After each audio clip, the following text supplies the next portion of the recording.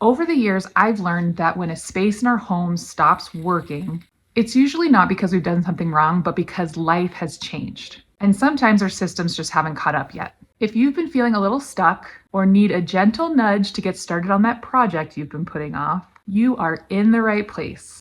I have been a stay-at-home mom for 20 years.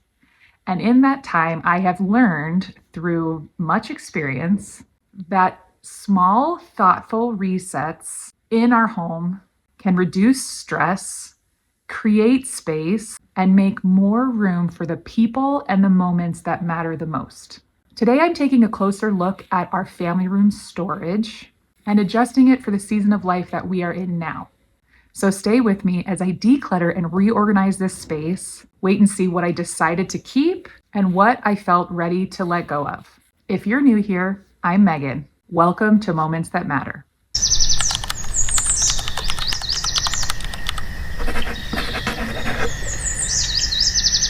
When I first organized this storage space, it worked great for our family. Our kids were younger, arts and crafts were used almost daily, puzzles and games were pulled out often, and even though my kids were young, they were old enough that I didn't really have to worry about what I was storing in low spaces. But life looks different now. Our kids are older, their interests have changed, and now we have grandkids that come over. I started realizing that we had baskets and bins out in the open in the family room to store toys and books for my grandkids. And that didn't make sense to me because we literally have storage areas right there.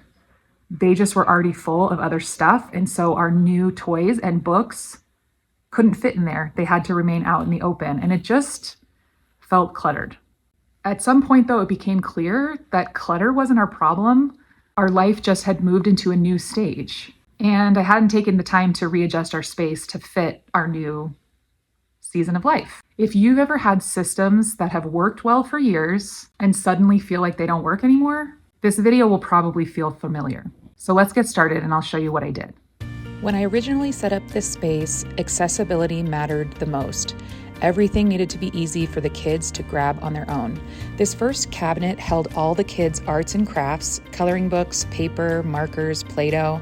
The next cabinet held other supplies like folders, large envelopes, binders, a 3-hole punch. I used the 2 drawers for candles and small glass vases that I used often for propagating plants and giving away small bouquets. Now we need room for diapers, wipes, toys, and books, things that weren't even part of the picture before, and obviously glass is not safe to keep in low spots anymore. So of course I started by taking everything out. I threw away obvious garbage. I sorted supplies that were out of place. I made piles of throw away, find another place, and keep here. And then I wiped down each shelf and drawer before putting things back in.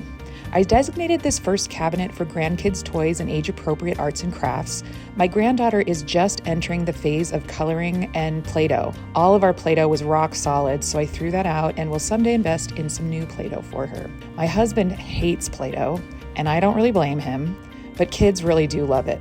I kept the office supplies in the second cabinet, mostly because I still need it handy and I don't have a better place for it right now. And nothing is breakable or dangerous. The drawers obviously had to be emptied. I put all of the candles up in my bedroom with the extra air fresheners, hand soaps, and lotions, all of the yummy smelling things together. It totally makes sense. The glass vases I decided to relocate in the cupboards down in our basement kitchen. That space isn't being used for anything right now, and I actually think that would be a great place to store all of my repotting, propagating, and flower arranging stuff. I think that kitchen would be a good place for me to do that. Thinking about that actually makes me really excited for spring. This other side of the family room storage is completely full of games and puzzles. We have so many games and puzzles. It was quite a task to just pull everything out. I laid everything out on the family room floor so I could just see it all. I started sorting things by definitely keep, maybe keep, and definitely get rid of. There is no need for us to have 30 puzzles, so I decided to donate basically half of them, maybe even more. There was a pile of miscellaneous cards, dice, timers, and other game pieces that eventually will need to be returned to their game.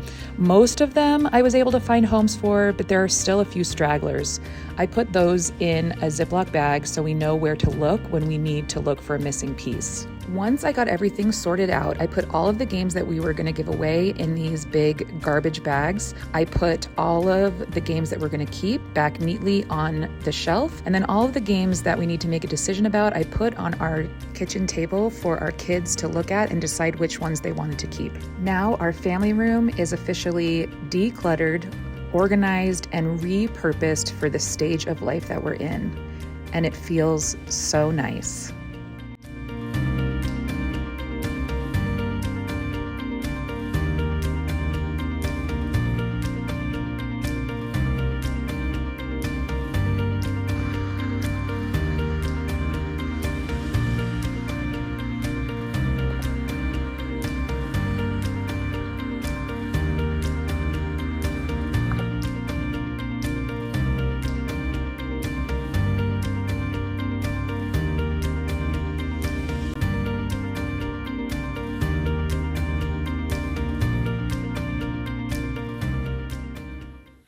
It's easy to assume that something's wrong when a space stops working. It's super easy for me to get down on myself just thinking that I'm not a good housekeeper, my family's messy, or that something's wrong. But most of the time, nothing's really wrong. When clutter keeps returning, no matter how often you tidy up that space, it's often a sign that your use of that space needs to be updated. I'm asking questions like, do we even need this at all anymore? Does our family even use this? And I'm also going back into the mindset of, is this safe to have in this spot with little kids around? And is it easy to maintain? Those questions actually make this decision a little bit easier. I'm not going through this with a sentimental mindset, even though it's really easy to do so when I'm looking at arts and crafts that my kids used to love to do when they were little. But I'm trying really hard to be honest and realistic with myself that my kids no longer use a magic loom or peg beads. I really tried to keep myself focused and on task. What do I need easy access to in this space? What do we actually use? And what things are we just ready to move on from? I do have to say, though, it's a little surreal going back into like diaper and wipes phases. And the truth about clutter is that when your storage is working really well for you, the clutter doesn't pile up because everything has a place. One of my best friends always says, everything has a place and everything in its place. I'm not very good at that, but I'm trying because I see the benefit. The thing that I'm now working on is trying to figure out the place for everything that makes sense. I think sometimes we hold on to systems in our house just because it's what we've always done. That's usually my default. I'm not like really a huge fan of change. If something works, like I just kind of keep doing it the same way because that's how I've always done it. But I recognize that sometimes I hold on to systems too long and they really aren't working for me anymore. And so change ultimately is inevitable. And I'm learning to be okay with that. I had to give myself permission. And now I'm giving you permission, if you feel like you need it, to adjust your home to fit the life that you're living now. When I intentionally make these small changes, our house doesn't just look better, it just feels better. This reset wasn't about starting over, and it wasn't about erasing the memories of my kids' childhood. Oh, that feels kind of heavy. It's really about making thoughtful adjustments. It's about being more intentional. If your home feels slightly out of sync, maybe it's simply time to just rethink how you're using your space. Thanks for spending time with me. I'll see you next week. Thanks for watching and making time with me to capture the moments that matter. If you liked this video, think about subscribing and joining me next time.